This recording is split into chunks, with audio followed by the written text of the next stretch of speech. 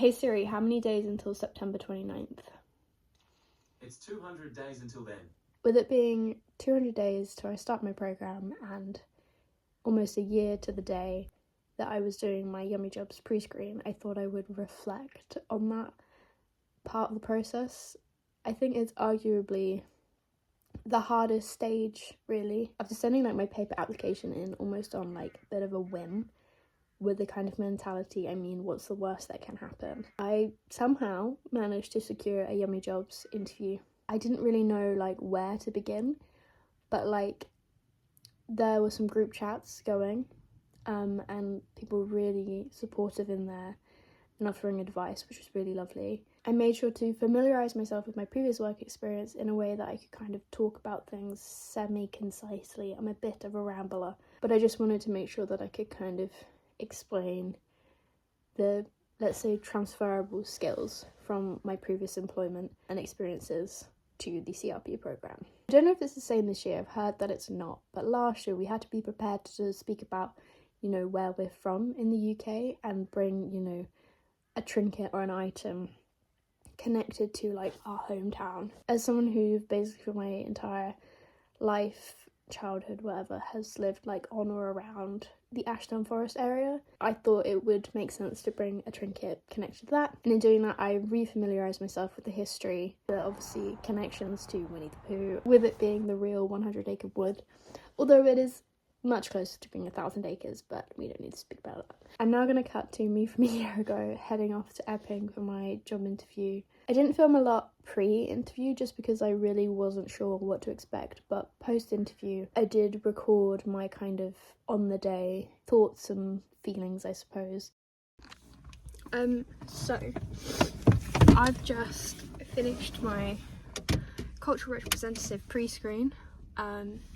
It went okay. I don't really know, like, I didn't have that much interview experience to like gauge it off of. They were very kind of hard to read. It went okay though. It was just like a kind of chat. But yeah, I'm really not sure. But I guess we just have to wait and see. But I did save a little Mickey from the charity shop over here in Epping, and maybe he's a good omen, but I don't know, we'll just have to wait and see. I just thought I would, record just while I'm getting ready to go home, just to try and kind of recollect what happened during the interview. So I wasn't with the interviewer that I had confirmation with through the emails. Ended up having 2 interviewers, which was a little bit intimidating, I'm not gonna lie. It really is supposed to be just a casual kind of conversation. None of the questions were really intense. I just, like I said, I didn't have that much interview experience, so it was a bit like waffly, I think, at points.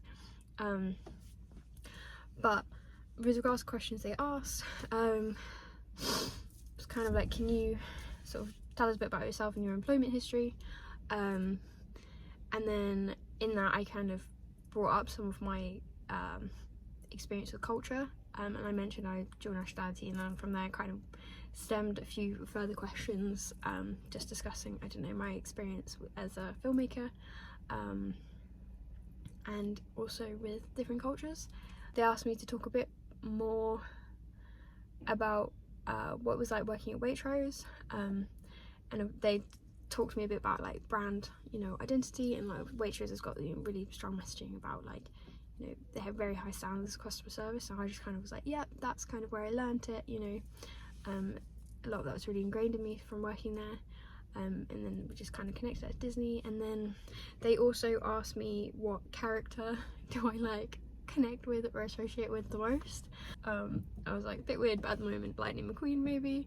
And then I had like had loads of stickers on my binder, and one of the interviewers were like, yep, I can see that, and I was like, haha.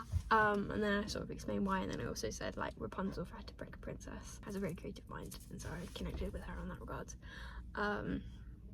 And then I kind of flipped the question back on them, and they were like, whoa, kind of seemed a bit stumped, and they were like, no one's asked us that question, you know, reversed back to us today. So then they had to think about it, and then they gave, you know, their answers, which were really nice. And then one of them, she said Tiana because of hard work, and I was just like, yeah, I love Princess and the Frog, like everything it stands for, and also the music's amazing.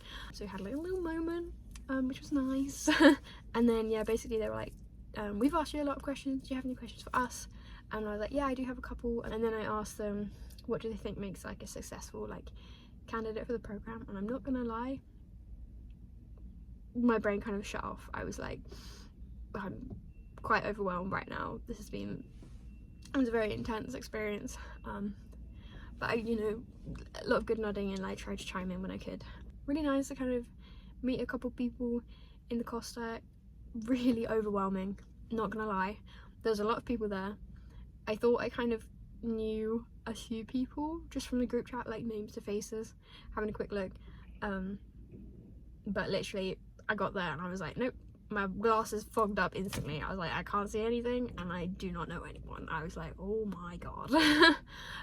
So I tried to have a little chat, but it was so loud. I really struggled with really loud like places and rooms.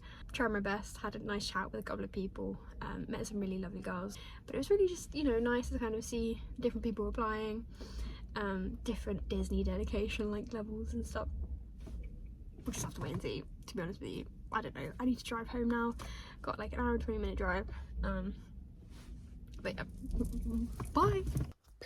Just to sort of like finish up, I'd say like my number one tip for those going through the Yummy Jobs pre-screen stage, this is your opportunity to show them that you have cast member potential.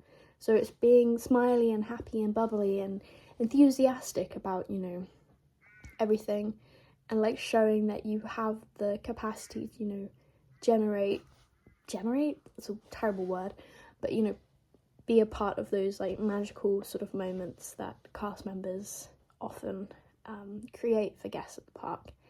And like, as long as you can show that, that's, you know, that's going to do loads for you, because this is sort of your moment to show them that you are what they're looking for, and there's no better way to do that than show that you can be a part of those kind of magical moments, and that you've got the, I don't know, the pixie dust to kind of be that person, I suppose. But yeah, I hope this was sort of interesting. I know it's been a bit of a ramble one. I just want to say I really wish everyone going through pre-screens at the moment best of luck, and I really hope to see some of you out there in Disney World. So yeah, cool.